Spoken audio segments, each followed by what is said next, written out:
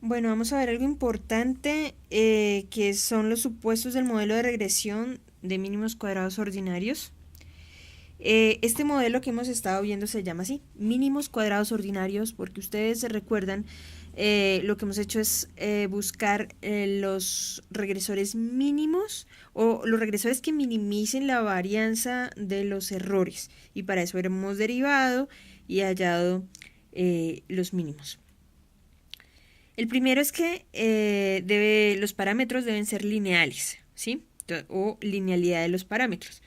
Es decir, que tenemos un modelo de esta forma donde el coeficiente de los betas va a ser 1. A diferencia, por ejemplo, de este cuyo coeficiente será un medio, ¿sí? Entonces no va a ocurrir que esto sea beta al cuadrado o raíz de beta o algo así, ¿no? Los coeficientes de cada uno de ellos será a la 1. Se pueden aceptar no linealidades en las variables, eso lo veremos después, pero se podrán transformar. Lo que no se acepta es la no linealidad en los coeficientes.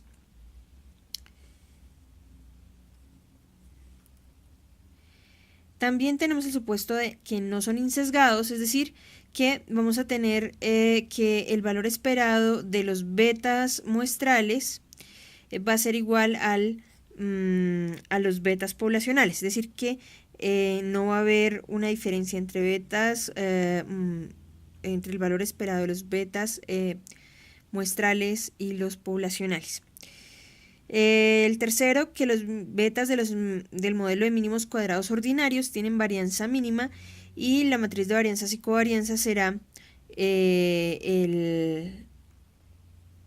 la varianza de U por x' por x a la menos 1. Asimismo, tenemos que el valor esperado de la perturbación aleatoria, o sea, de U o de los errores, debe ser igual a 0. También que existe independencia entre los residuos U sub i y la variable exógena.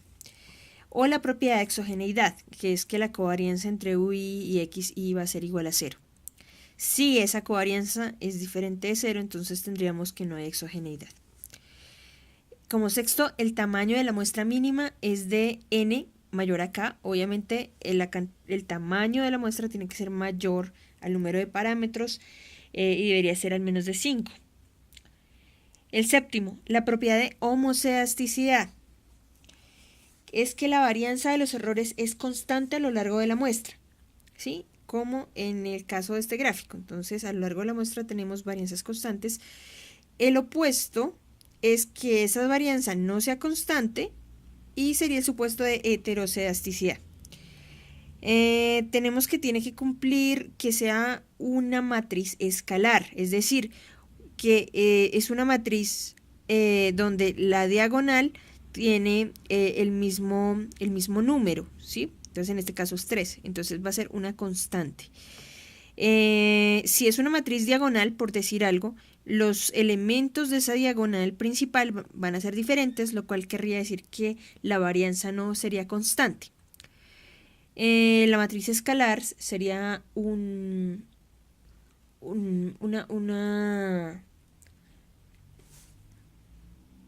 caso particular de la matriz diagonal, en el cual todos sus elementos van a ser iguales. Y la identidad sería un caso particular de la diagonalidad escalar, en el cual sus elementos principales serían 1. ¿Cómo luciría? Entonces, una constante, no sabemos cuál sería, r cuadrado de u, que nos representaría esa matriz de varianzas y covarianzas. La diagonal principal sería la varianza. En octavo, el supuesto de no autocorrelación es que la covarianza entre los errores sea igual a 0. Si esa covarianza es diferente de 0, quiere decir que hay autocorrelación. Entonces, el supuesto es que no hay autocorrelación. Y así debe ser. Es decir, que los errores no deben estar autocorrelacionados. Podremos verla aquí reflejada en la matriz de varianzas y covarianzas, en el cual esto, como vimos en el supuesto anterior, esta representa las varianzas, pero estos ceros representan las covarianzas. Si estos otros números que aparecen aquí no son cero, quiere decir que la covarianza es diferente de cero y que existe autocorrelación. También tenemos entonces aquí un resumen de lo que significa las varianzas y covarianzas. Formalmente sería la varianza de los errores multiplicada por una matriz de identidad que nos daría la matriz de varianzas y covarianzas tal cual debería ser. Y para hallarlo, lo que hacemos es tomar la sumatoria de los residuos al cuadrado. Lo que hacemos es la columna de los residuos por la fila de los residuos, sacaremos el valor esperado de ellos.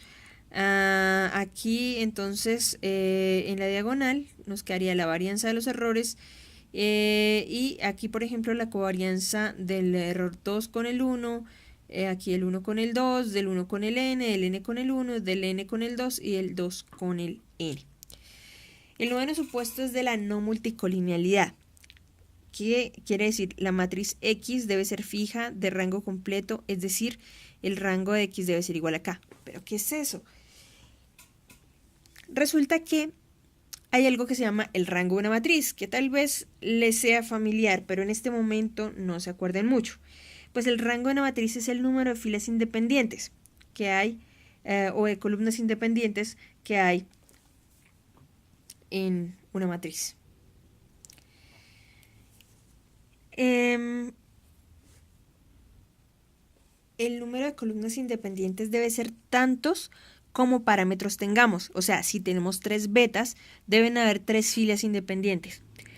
Supongamos que tenemos una matriz X'. Acuérdense que nosotros con mmul sacamos unas matrices así. Ahora, a esas matrices le sacamos el determinante. Si el determinante es 0, quiere decir que el rango no es completo. Y si no es completo, quiere decir que entre las columnas de esa matriz de X existe una relación.